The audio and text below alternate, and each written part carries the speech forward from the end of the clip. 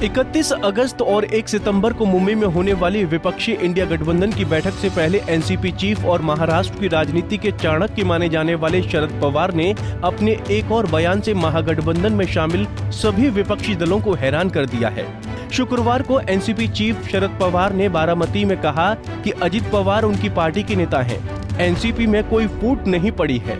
उन्होंने कहा कि पार्टी में फूट तब पड़ती है जब पार्टी का एक बड़ा ग्रुप राष्ट्रीय स्तर पर अलग हो जाता है। एनसीपी में ऐसा कुछ नहीं है। लोकतंत्र में अधिकार है, कोई अलग रुख अपना सकता है। अजित पवार ने भी ऐसा किया है, जिसे पार्टी का विभाजन नहीं कहा जा सकता है।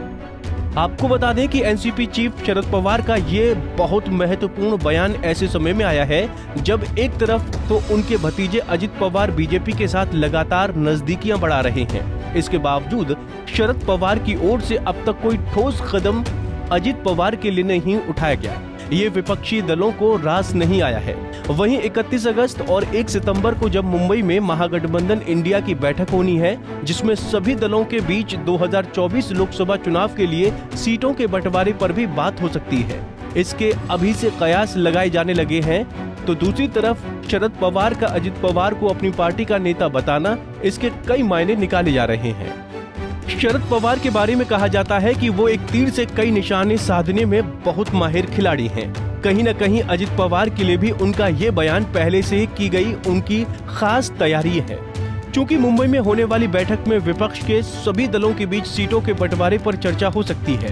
उससे पहले शरद पवार ने अजित पवार को अपनी पार्टी का नेता बताकर उनके कद को ऊंचा कर दिया है, क्योंकि सीनियर पवार ये भली भांति जानते हैं कि कांग्रेस अध्यक्ष खड़गे और राहुल गांधी ने धीरे धीरे उन सभी नेताओं को साइडलाइन कर दिया है जिन्होंने विपक्षी गठबंधन बनाने की सबसे आगे आकर शुरुआत की थी। आप नीतीश कुमार को ही देख सकते हैं, जो विपक्षी गठबंधन को एक मंच पर लाने के लिए अलग अलग जगहों पर जाकर सबसे मीटिंग मुलाकात कर रहे थे।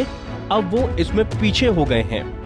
एक तरफ तो अजित पवार अपने साथ शामिल नेताओं को लेकर पार्टी के नाम और चिन्ह पर दावा ठोक रहे हैं और अपने समर्थकों को पार्टी कार्यक्रमों में शरद पवार की तस्वीरों का उपयोग करने के लिए मना कर रहे हैं। अजित पवार की ओर से ऐसे फैसले लेना इतना आसान भी नहीं है।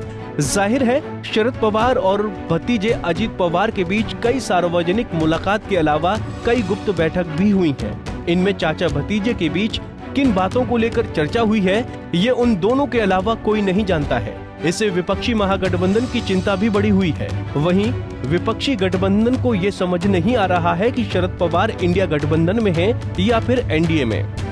हालांकि राजनीतिक गलियारों में जब शरद पवार के एनडीए में शामिल होने की खबरें तेजी से फैलने लगीं, तो उन्होंने साफ किया कि उनकी विचारधारा बीजेपी से कभी मेल नहीं खाती। वो बीजेपी के साथ कभी नहीं जाएंगे। इस तरह की चर्चाएं तब ज्यादा तेज होने लगी थीं जब शरद पवार को मना करने के बावजूद उन्होंने 1 अगस्त को पीएम मोदी के पुणे दौरे के दौरान उनके साथ मंच शेयर किया था। फिलहाल शरद पवार की ओर से अजित पवार को अपनी पार्टी का नेता बताना उनकी सोची समझी रणनीति का हिस्सा है। 31 अगस्त और 1 सितंबर को मुंबई में महागठबंधन इंडिया की बैठक के बाद महाराष्ट्र की राजनीति में बड़ा फेरबदल दिखाई देगा, ये तय है। और इसके मास्टरमाइंड शरद पवार होंगे, ये भी तय है। Bureau report, Punjab Kesari TV. हमसे जुड़े रहने के लिए हमारे YouTube चैनल को सब्सक्राइब करें और नई वीडियो की नोटिफिकेशन के लिए बेल आइकॉन को दबाएं।